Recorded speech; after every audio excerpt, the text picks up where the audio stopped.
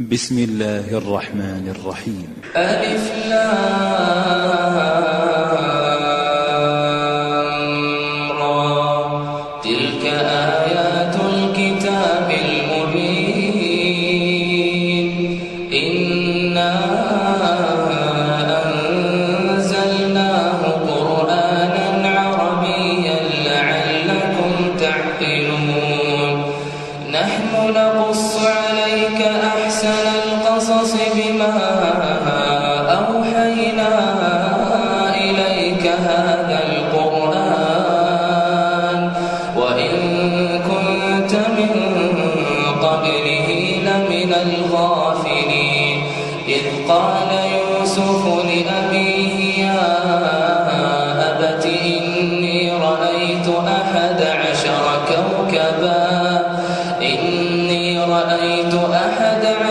كوكبا والشمس والقمر رأيتهم لي ساجدين قال يا بني لا تقصص رؤياك على إخوتك فيكيدوا لك كيدا إن الشيطان للإنسان عدو مبين وكذلك يجتبيك ربك ويعلمك من تأويل الأحاديث ويتم نعمته عليك وعلى آل يعقوب كما أتمها على أبويك من قبل إبراهيم وإسحاق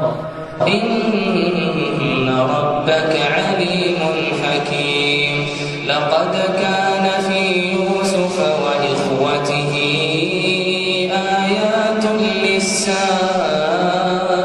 للسائلين إذ قالوا ليوسف وأخوه أحب إلى أبينا منا ونحن عصبة إن أبانا لفي ضلال مبين اقتلوا يوسف أو اطرحوه أرضا يخل لكم وجه أبيكم وتكونوا من بعده قوما صالحين قال قائل منهم لا تقتلوا يوسف وألقوه في غيابة الجب يلتقطه بعض السيارة إن كنتم فاعلين قالوا يا أبانا ما لك لا تأمنا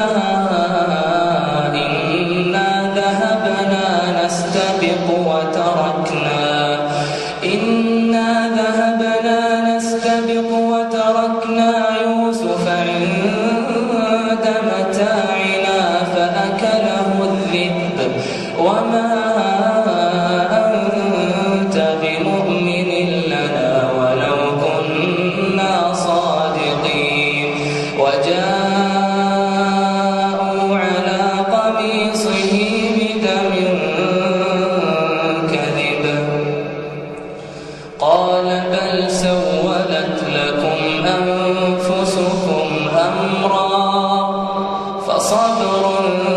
جميل والله المستعان على ما تصفون.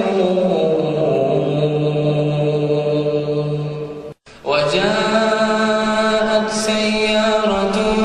فأرسلوا واردهم فأدلى دلوه قال يا بشرى هذا غلام وأسروه بضاعة والله عليم بما يعملون وشروه بثمن بخس دراهم معدودة وكانوا فيه من الزاهدين. وقال الذي اشتراه من مصر لامرأته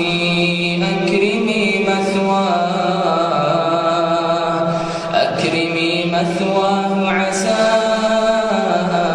أن ينفعنا أو نتخذه ولدا وكذلك مكنا ليوسف في الأرض ولنعلمه من تأويل الأحاديث والله غالب على أمره ولكن أكثر الناس لا يعلمون. ولما بلغ أشده آتيناه حكما وعلما وكذلك نجزي المحسنين. وراودته التي هو في بيتها عن نفسه وغلقت الأبواب وقالت هيت لك قال معاذ الله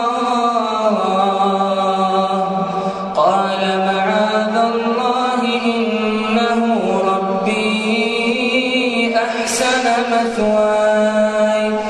إنه لا يفلح الظالمون. ولقد همت به وهم بها لولا أن رأى برهان ربه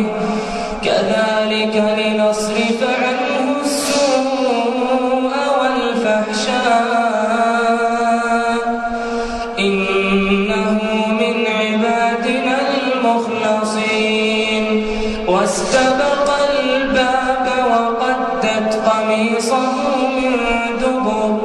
وألف يا سيدها لدى الباب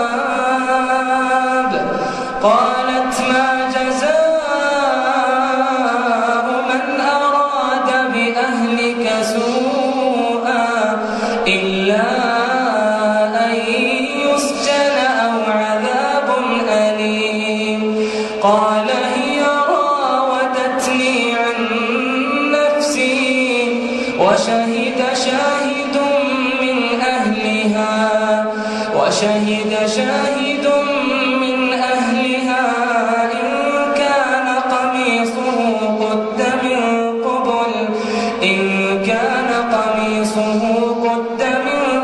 قبل فصدقت وهو من الكاذبين. وإن كان قميصه قد من دبر فكذبت وهو من الصادقين. فلما رأى قميصه قد من دبر قال إنه من كيدكن إن كيدكن عظيم. يوسف أعرض عن هذا واستغفري لذنبك إنك كنت من الخاطئين.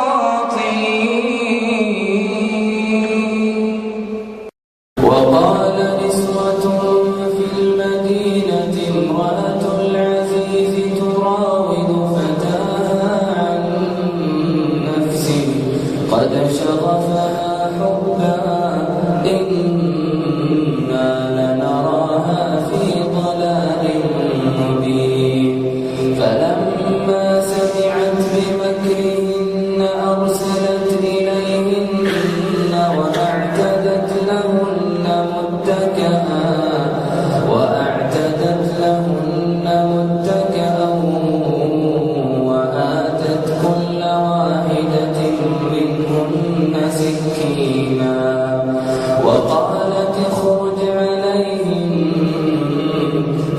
فلما رأينه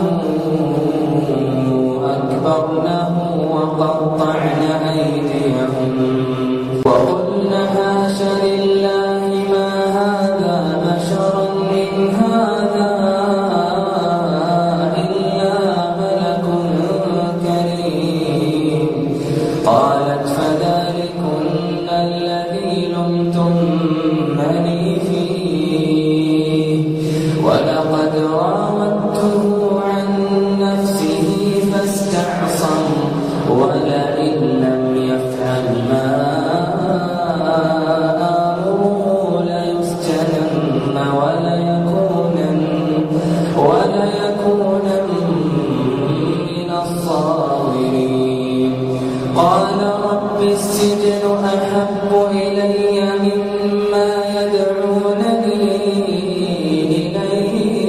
إليه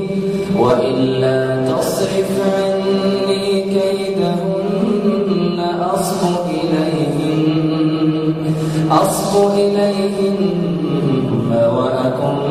من الجاهلين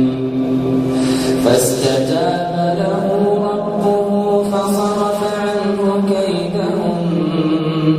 إنه هو السميع العليم ثم بدا لهم من بعد ما رأوا الآيات ليسجننه حتى حين ودخل معه السجن فتيان قال أحدهما إني أراني أعصر خمرا وقال الآخر إني أراني أحمل فوق رأسي خبزا تأكل الطير منه نبئنا بتأويله إنا نراك من المحسنين قال لا يأتيكما طعام ترزقانه إلا نبأتكما بتأويله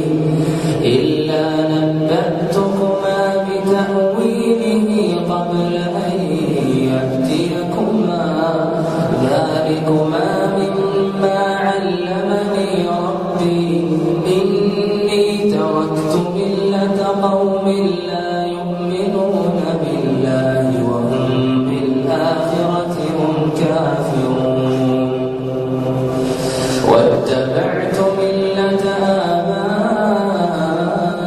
آبائي إبراهيم وإسحاق ويعقوب ما كان لنا أن نشرك بالله من شيء ذلك من فضل الله علينا وعلى الناس ولكن أكثر الناس لا يشكرون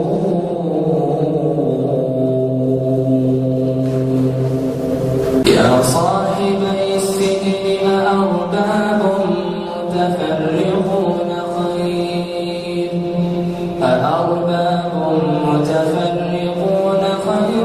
أم الله الواحد القهار ما تعبدون من دونه إلا أسماء سميتموها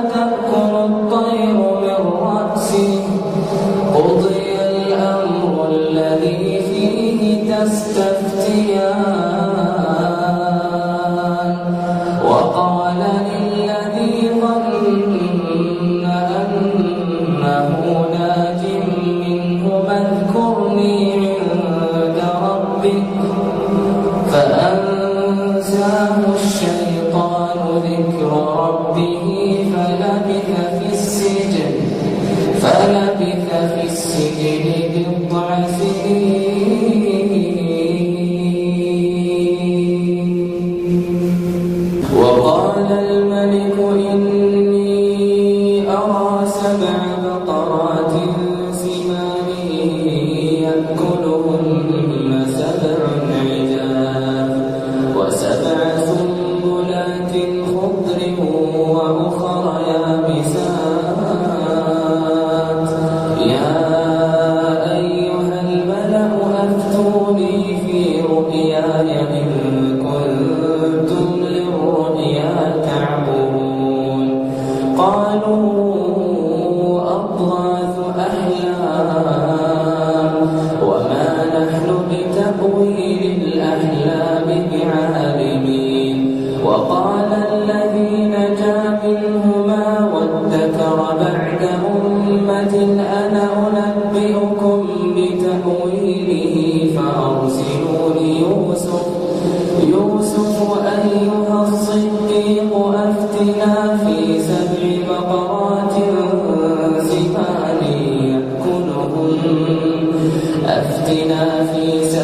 بقرات سمان يأكلهن 7 عجاف و7 سنبلات خضر وأخر يابسات لعلي أرجع إلى الناس لعلهم يعلمون. قال تزرعون 7 سنين دأبا فما حصدتم فذروه في سنبله إلا قليلا مما تأكلون. ثم يأتي من بعد ذلك 7 شداد يأكلن ما قدمتم لهن إلا قليلا مما تحصنون. ثم يأتي من بعد ذلك عام فيه يغاث الناس وفيه يعصرون. وقال الملك ائتوني به فلما جاءه الرسول قال ارجع إلى ربك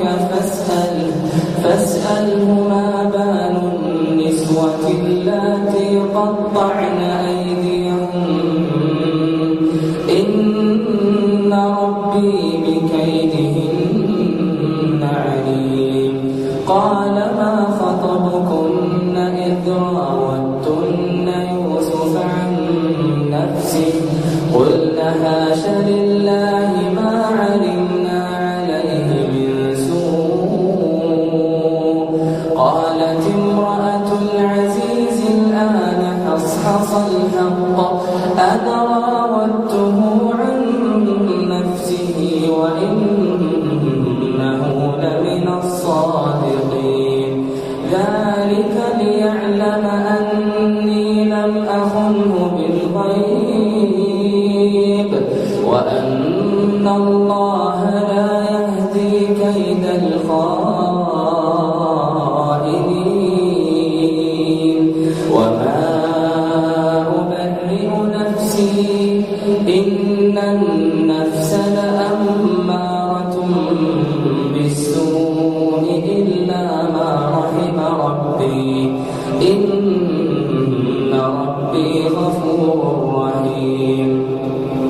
وقال الملك ائتوني به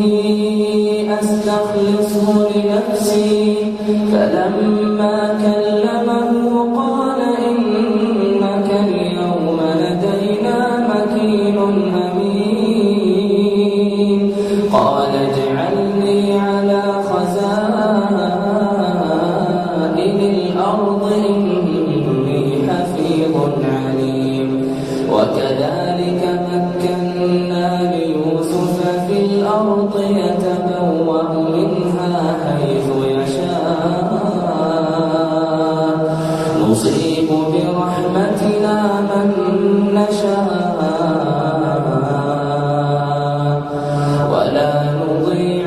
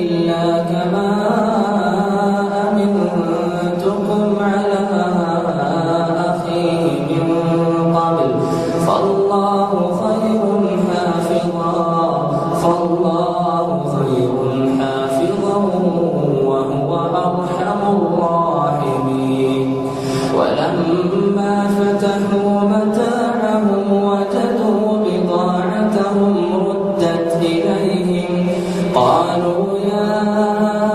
أبانا ما نبغي هذه بضاعتنا ردت إلينا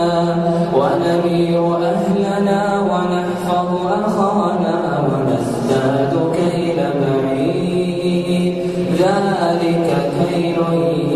يسير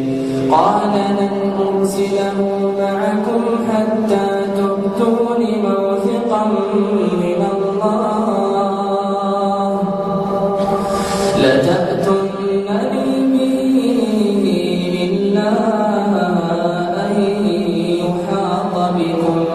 فلما آتوه موثقهم قال الله على ما نقول وكيل وقال يا بني لا تدخلوا من باب واحد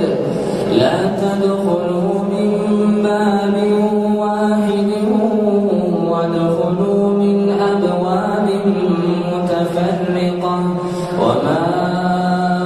أغني عنكم من الله من شيء إن الحكم إلا لله عليه توكلت وعليه فليتوكل المتوكلون ولما دخلوا من حيث أمرهم أبوهم ما كان يغني عنهم من الله من شيء إلا حاجة في نفس يعقوب قضاها وإنه لذو علم لما علمناه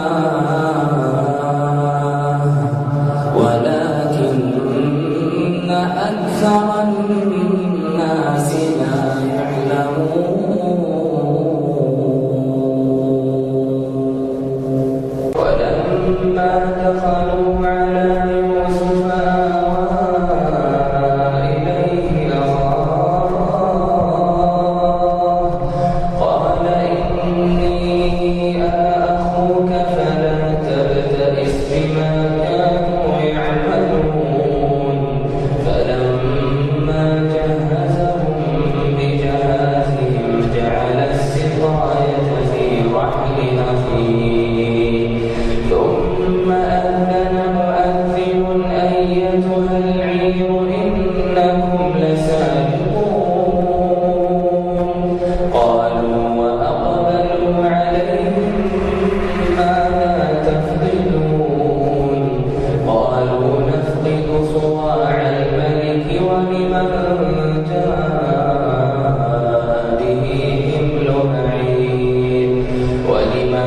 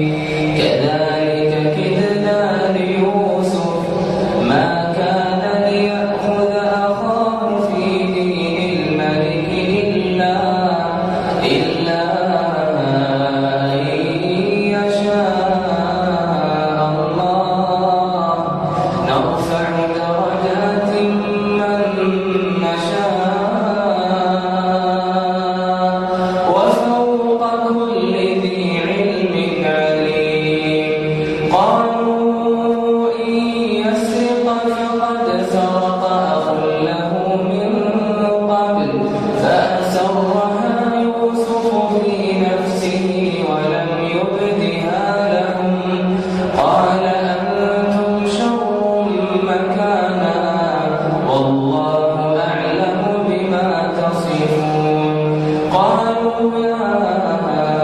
أيها العزيز إن له أبا شيخا كبيرا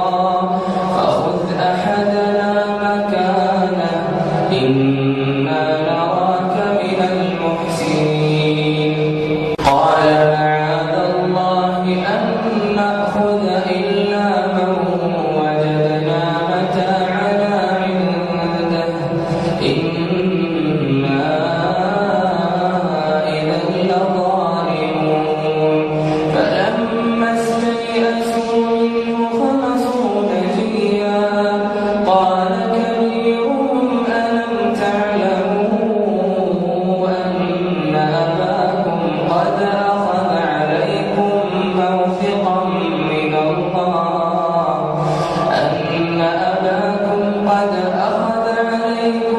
موثقا من الله ومن قبل ما فرطتم في يوسف فلن أبرح الأرض حتى يأذن لي أبي أو يحكم الله لي وهو خير الحاكمين ارجعوا إلى أبيكم فقولوا يا أبانا إن ابنك سرق وما شهدنا إلا بما علمنا وما كنا للغيب حافظين واسأل القرية التي كنا فيها والعير التي أقبلنا فيها وإنا لصادقون قال بل سولت لكم أنفسكم أمرا فصبر جميل عسى الله أن يأتيني بهم جميعا إنه هو العليم الحكيم وتولى عنهم وقال يا أسفا على يوسف وابيضت عيناه من الحزن فهو كظيم قالوا تالله تفتأ تذكر يوسف حتى تكون حرضا أو تكون من الهالكين قال إنما أشكو بثي وحزني إلى الله قال إنما أشكو بثي وحزني إلى الله وأعلم من الله ما لا تعلمون يا بني اذهبوا فتحسسوا من يوسف وأخيه ولا تيأسوا من روح الله إنه لا ييأس من روح الله إلا القوم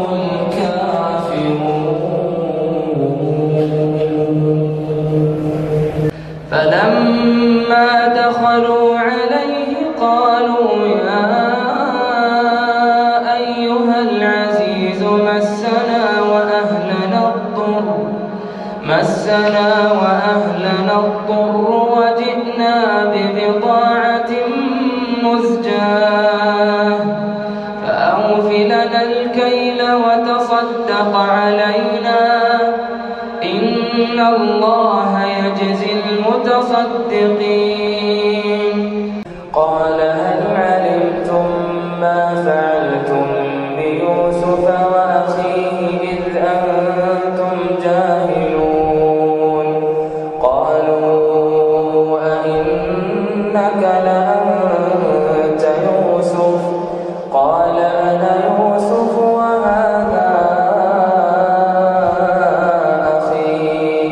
قد من الله علينا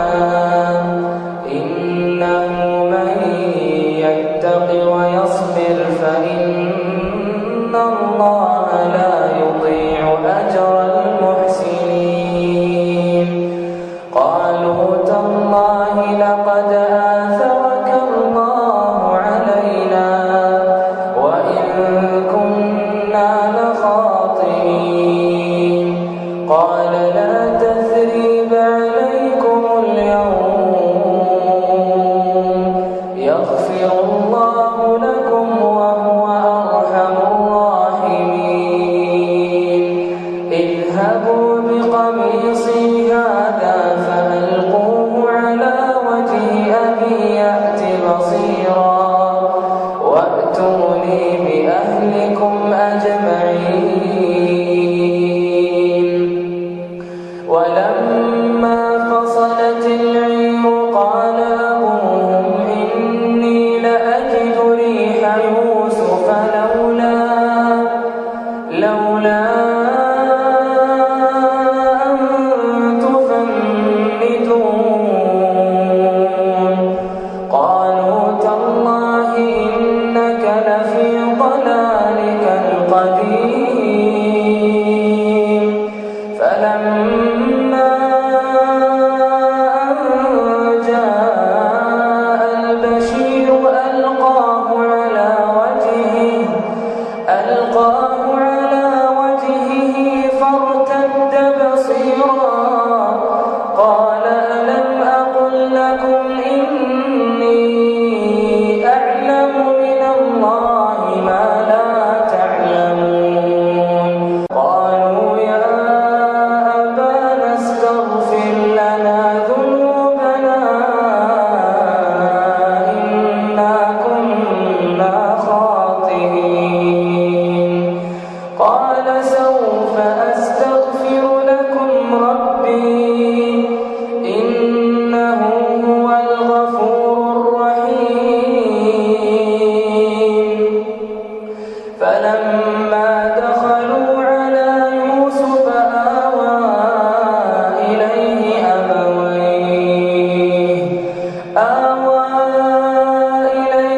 أبويه وقال ادخلوا مصر إن شاء الله آمنين ورفع أبويه على العرش وخروا له سجدا وقال يا أبت هذا تأويل رؤياي من قبل قد جعلها ربي حقا وقد أحسن بي إذ أخرجني من السجن وجاء بكم من البدو من بعد أن نزغ الشيطان بيني وبين إخوتي إن ربي لطيف لما يشاء إنه هو العليم الحكيم رب قد آتيتني من الملك وعلمتني من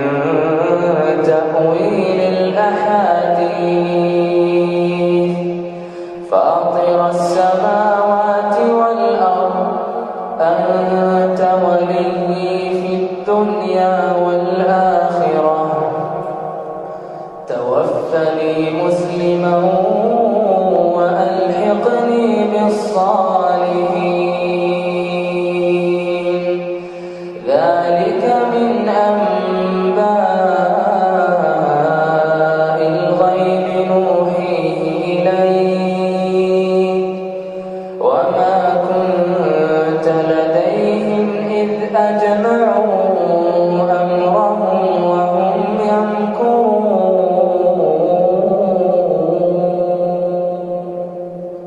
وما أكثر الناس ولو حرصت بمؤمنين وما تسألهم عليه من أجر إن هو إلا ذكر للعالمين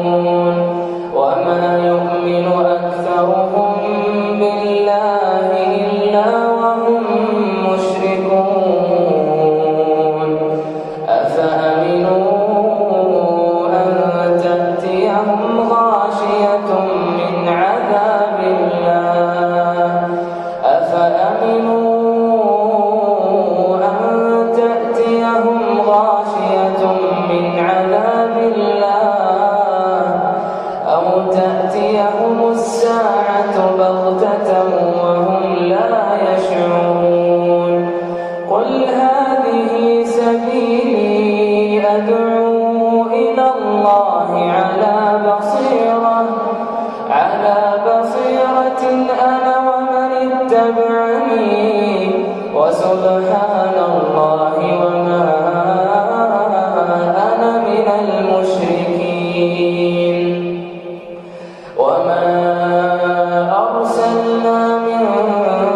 قبلك إلا رجالا نوحي إليهم من أهل القرى أفلم يسيروا في الأرض فينظروا كيف كان عاقبة الذين من قبلهم ولدار الآخرة خير للذين اتقوا أفلا تعقلون. حتى إذا استيأس الرسل وظنوا أنهم قد كذبوا جاءهم نصرنا فنجي من نشاء ولا يرد بأسنا عن القوم المجرمين. لقد كان في قصصهم عبرة لأولي الألباب ما كان حديثا يفترى ولكن تصديق الذي بين يديه وتفصيل كل شيء وهدى ورحمة لقوم يؤمنون. قدمت لكم هذه المادة من مجموعة القارئين أحمد العبيد ونايف الفيصل.